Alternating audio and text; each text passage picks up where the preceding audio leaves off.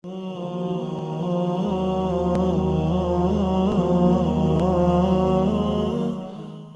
اللہ الرحمن الرحیم، اللہم صلی علی سیدنا محمد وعلی آل سیدنا محمد وبارک وسلم۔ ہم نے آخری سیگمنٹ میں بتایا کہ آپ صلی اللہ علیہ وسلم کی ولادت ہوتی ہے عام الفیل میں، جس میں ابرہہ کے لشکر کو اللہ تعالیٰ نے اپنے گھر کی حفاظت کرتے ہوئے ان کو پتھر کی کنکریوں سے مسمار کر دیا، ان کو تباہ برباد کر دیا۔ یہ سائنز ہیں جو پروفٹ آنے والا ہے، محمد صلی اللہ علیہ وسلم آنے، بہت سے اور بھی سائنز ہیں جن کے بارے میں کچھ یہ تو اس میں تو قرآن سے ہمیں وہ ملتی ہے، بعض سائنز ہیں اور جن کا ذکر سیرت کی کتابوں میں ہے، بعض کی بہت زیادہ اتھینٹسٹی نہیں ہے، تو ہم ان سب کے اوپر کا ذکر تو نہیں کریں گے، لیکن کچھ باتوں کا آپ صلی اللہ علیہ وسلم کی ولادت سے جو وابستہ ہے، ہم کچھ باتیں دیکھ لیتے ہیں۔ مثلاً یہ کہ آپ صلی اللہ علیہ وسلم کی ولادت ہوئی تو والد کا انتقال ہو چکا تھا پہلے، عبداللہ کا،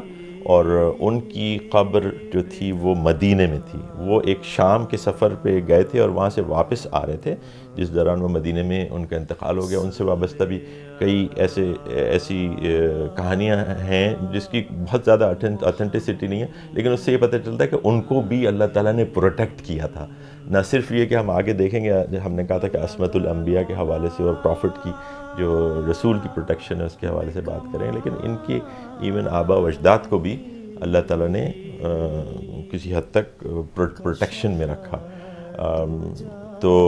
عبداللہ کے بارے میں ایک قصہ چلے میں بتاتا ہوں، لیکن اس میں یہ ہے کہ ایک ایسی فاحشہ عورت تھی جو کہ عبداللہ کے اوپر، یعنی اس کو ان پہ نظر رکھتی تھی اور ان کو ہمیشہ اس کو اپنی طرف راغب کرنے کی کوشش کرتے تھے، لیکن وہ نہیں جاتے تھے۔ تو جب آپ صلی اللہ علیہ وسلم، یہ بتایا سیرت نگاروں نے بعض نے کہ جی جب آپ صلی اللہ علیہ وسلم کا حمل ہو گیا آپ کی والدہ کو، آمنہ کو، اس کے بعد اس عورت نے آپ کو دیکھا، آپ کے والد کا، عبداللہ کو، تو ان کی طرف وہ زیادہ اٹریکٹ نہیں ہوئی، اور اس نے یہ کہا کہ بھئی پہلے تم میں سے ایک روشنی نظر آتی تھی، اب وہ روشنی نہیں ہے۔ بہرحال جیسے میں نے کہا کہ ان کی کوئی بہت زیادہ اوتھینٹک یہ قصے نہیں ہیں، لیکن ایسی بہت سی چیزیں ملتی ہیں۔ صلی اللہ علیہ وسلم کی ولادت کے بارے میں ملتی ہے کہ جب ان کی پیدا ہوئے تو وہ جو شام روم ایران کے بت کدے تھے، وہ ایران کے جو آتش کدے تھے اس کی آگ ٹھنڈی ہو گئی، اور روم کے جو پیلس تھے اس کے پلر گر گئے، لیکن اس کو ہم کہیں سے کوئی پروف اس کا ایسے نہیں پیش کر سکتے، اس لیے ہم اس کو ایسے ہی لیتے ہیں کہ شاید یہ ٹھیک ہو شاید نہ ہو۔ اب یہ دیکھتے ہیں کہ آپ صلی اللہ علیہ وسلم کی ولادت ہوئی ہے جب آپ یتیم تھے اور والد کی وفات ہو چکی تھی۔ آمنہ نے یہ، ان کی والدہ نے یہ ضرور بتایا ہے کہ جب آپ کی ہوئی تو میں اپنے اندر سے ایک روشنی نکلتی ہوئی محسوس کر رہی تھی جو شام کی طرف اس کا جاتی تھی۔ یہ ایسے الفاظ آئے ہیں۔ تو ولادت ہوئی ہے آپ صلی اللہ علیہ وسلم کی، اس کے بعد ایک کسٹم تھا، ایک طرح کی روایت تھی مکے کی، کہ مکے میں بچوں کو بہت چھوٹی عمر میں، کیونکہ مکے کا ماحول ایسا ہوتا تھا کہ وہاں پہ لوگ آتے جاتے، اور آج تک ایسا ہوتا ہے، جب حج کے لیے لوگ جاتے ہیں تو عام طور پہ آپ دیکھیں کہ حاجی جب واپس آتے ہیں انہیں کوئی نہ کوئی نزلہ کھانسی کوئی ایسی چیز لگی ہوئی ہوتی ہے، کیونکہ لوگ ساری دنیا سے آتے ہیں اور جو اپنے ساتھ جو بہرحال جو جراثیم ہوتے ہیں، کچھ بیماریاں ہوتی ہیں آتی ہیں تو وہ پھیلتی ہیں۔ یہی حال ہمیشہ سے رہا ہے۔ تو وہ جب بچے جو تھے ان کی پروٹیکشن کے لیے انہوں نے یہ انتظام کیا تھا کہ انہیں صحرا میں بھیج دیتے تھے چھوٹی عمر کے اندر جب وہ پیدا ہوتے تھے، تو وہیں کی جو لوگ تھے، جو عورتیں تھیں، وہ ان کو دودھ بھی پلاتی تھیں، ان کا خیال بھی رکھتی تھیں، پھر وہ زبان بھی جو تھی وہاں پہ اوریجنل زبان تھی، اس سے بھی واقفیت ہو جاتی تھی، اور اس کے کئی اور پہلو ہیں جس کو ہم آگے دیکھیں گے۔ لیکن اسی سلسلے میں عورتیں بنو سعد کی جو عورتیں تھیں وہ آئیں مکے میں، اور ان میں حلیمہ سعدیہ بھی شامل تھی۔ بائی دا وے اس سے پہلے جو اس کے علاوہ حلیمہ سعدیہ کے علاوہ آپ صلی اللہ علیہ وسلم کو جس عورت نے فیڈ کیا ان کا نام ام ایمن ہے۔ ام ایمن وہ ہیں جو کہ آمنہ کے ساتھ ان کے ساتھ ہوا کرتی تھی اور ان کی خادمہ تھی۔ اور انہوں نے بھی ان سے بھی آپ نے صلی اللہ علیہ وسلم نے ان کو دودھ پیا۔ اس کے بعد حلیمہ سعدیہ جب آئیں اپنے گروپ کے ساتھ، ان کے ہسبینڈ بھی ساتھ تھے، ان کے شوہر بھی ساتھ تھے، تو مکے میں وہ آ کر انہوں نے جب وہ تلاش کرتے تھے تو بڑے بڑے گھرانوں میں لوگ بچوں کو تلاش کرتے تھے تاکہ ان کو زیادہ پیسے ملیں۔ آپ صلی اللہ علیہ وسلم کے بارے میں کیونکہ ان کو ایک ظاہر ہے کہ وہاں پر خبر تو عام ہی ہوتی ہے کہ یہ تو ایک یتیم بچہ ہے، اس کے سلسلے میں ہمیں کیا معاوضہ ملے گا، کیا کوئی ہمیں دے گا، تو ان کی طرف نگاہ نہیں کی۔ تو سب عورتوں نے اپنے اپنے پسند کے جو گھرانے تھے وہاں سے بچے سنبھال لیے۔ حلیمہ سعدیہ جو تھیں وہ ان کے پاس آخر میں کچھ نہیں تھا، کوئی بچہ نہیں بچا، تو وہ پھر مجبوراً ایک طرح سے آپ صلی اللہ علیہ وسلم کو لینے کے لیے گئیں اور ان کو وہ لے کے آ گئیں۔ اب یہ بتاتی ہیں یہ جو کچھ چیزیں ہیں، یہ آپ صلی اللہ علیہ وسلم کی برکات جو ان کے ساتھ جو آئیں اس کا ذکر ہم کر دیں گے کہ یہ حلیمہ سعدیہ بتاتی ہیں کہ ان کا جو بچہ تھا وہ بھوک کی وجہ سے، کیونکہ نہ ان کو دودھ آتا تھا اور نہ ان کی اونٹنی کو دودھ آتا تھا، کیونکہ اس کی کچھ حالات ایسے تھے، غربت تھی، کچھ فیمن تھی،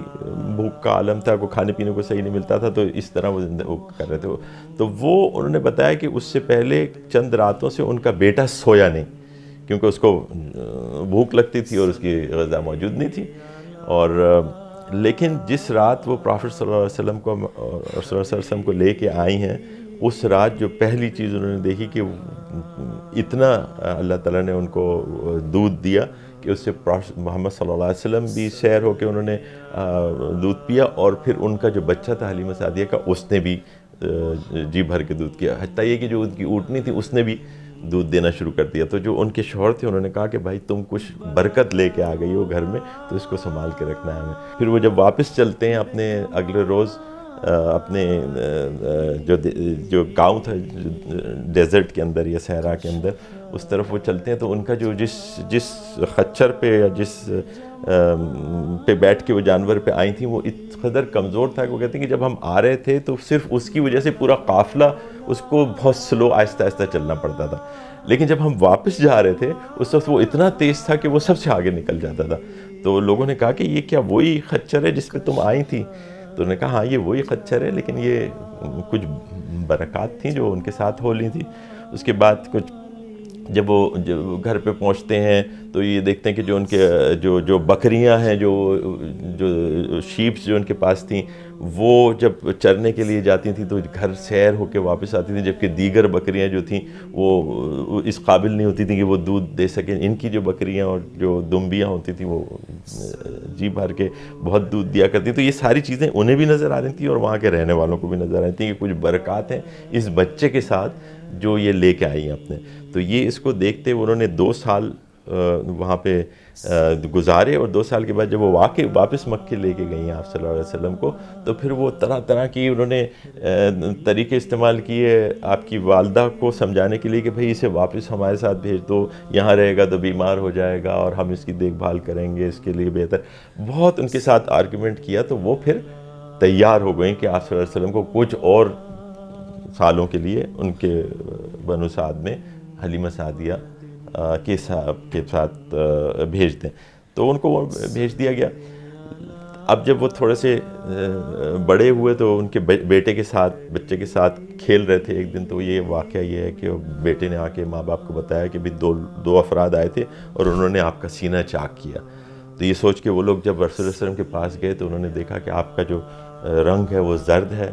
اور لیکن وہاں پہ کوئی آدمی نہیں تھا، اور آپ صلی اللہ علیہ وسلم کو ہوش آیا تو انہوں نے یعنی ان کے وہ جو نشان تھا اس کے کٹنے کا وہ موجود تھا، اور انہوں نے کہا کہ کوئی وہ 2 ایسے لوگ آئے تھے جیسے یہ بتا رہا تھا، اور انہوں نے میرے جسم میں سے کوئی چیز نکالی اور اس کو اس کے بعد اس کو سی دیا۔ تو یہ ایک واقعہ ہے جس کے بارے میں یہ کہا جاتا ہے اس کے بعد وہ بہت پریشان ہوئیں، اور وہ یقیناً فرشتے تھے، تو وہ پریشان ہو کے انہوں نے کہا کہ نہیں یہ اگر یہاں رہے گا تو اس کو نقصان پہنچے گا، ہم اسے واپس لے آ کے والدہ کو دے دیتے ہیں۔ جب وہ واپس مکے لے کے گئیں تو والدہ نے یہ پوچھا ابھی تو تم آئی تھی تو اتنا ضد کر رہی تھی، اب یہ کیا ہوا؟ تو انہوں نے یہ واقعہ بہت اصرار کرنے میں بتایا کیسے۔ تو انہوں نے یہ کہا کہ کیا تم سمجھتی ہے کہ اس کو شیطان کوئی نقصان پہنچائے گا؟ یہ اللہ کی پناہ میں ہے، اور اس کے بعد انہوں نے وہ بات دہرائی جو ہم ابھی کر چکے ہیں کہ مجھے ایسا محسوس ہوا جب یہ پیدا ہوا. ایک تو اس کی جو میرا جو حمل کا زمانہ تھا وہ بہت ہی ہلکا تھا, مجھے اس کا کوئی احساس نہیں ہوا, کوئی زحمت نہیں ہوئی. اس کے بعد جب یہ پیدا ہوئے تو ایک روشنی تھی جو میرے اندر سے نکلتی تھی, جس کو میں دیکھتی تھی کہ وہ شام تک جاتی ہے. اقول قولی ھذا واستغفر اللہ لی ولکم ولسائر المؤمنین والمؤمنات.